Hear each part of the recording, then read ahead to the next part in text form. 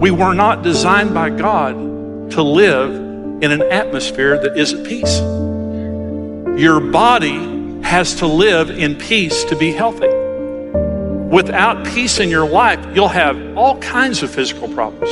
The number one reason for doctor's office visits in America is stress. The number one reason for prescribed medication in America is stress. We are not designed by God to live under stress and anxiety. We're designed by God to live in peace. So I lived under stress for years, but I live in peace. I've lived in peace for many years. It's a profoundly different thing. This is the struggle of our lives. Worry, anxiety. There's always an underlying sense of dread about the future, or worry about the future that robs us of today.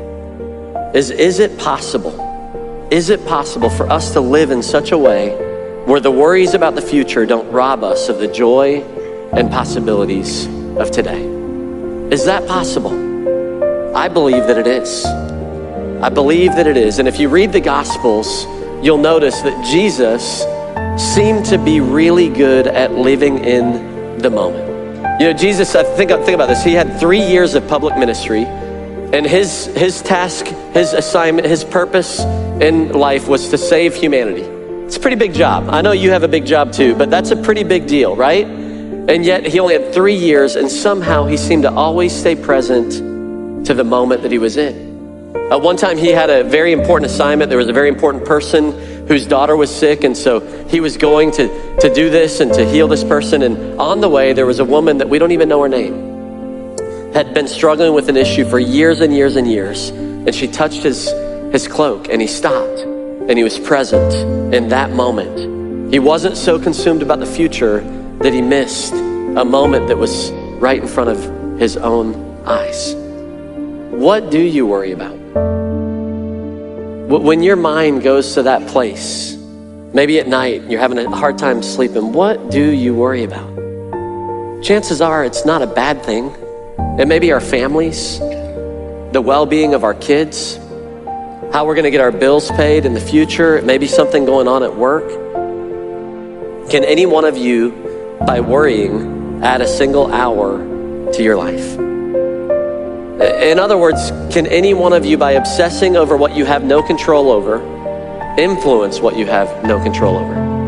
No, you can't. That is a recipe for stress. When I try to take control of something that I don't actually have responsibility for, then that is a recipe for stress in our lives. He says, therefore, in light of all of that we've talked about, do not worry about tomorrow, for tomorrow will worry about itself. Each day has enough trouble of its own. In other words, today needs my best. Today needs my focus. Today needs everything I've got. I need to be my best for today, because tomorrow isn't even guaranteed, and it's got plenty of troubles for there. So he's saying, don't let the worries of tomorrow rob you of the joy and the focus and the opportunity of today. Stress. Worry, anxiety, a troubled spirit. Y'all, you would be surprised at the damage stress, worry, and anxiety does to your body. Tension and muscle aches, stress. Elevated blood pressure, stress. Heart problems, stress.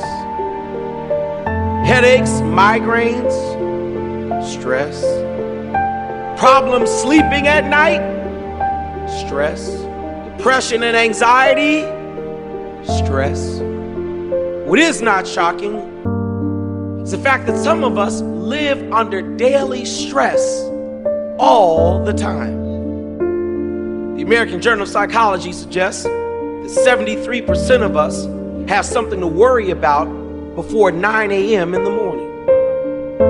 That 43% of adverse health conditions are the result of stress. That 61% of us fail to get a good night's sleep because we're worried and upset about something. That our lives are filled worry and anxiety that plagues us every day.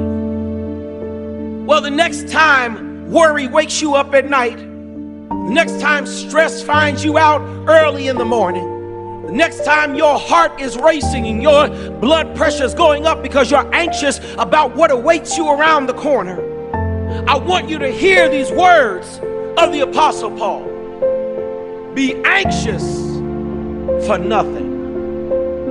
Be worried about nothing.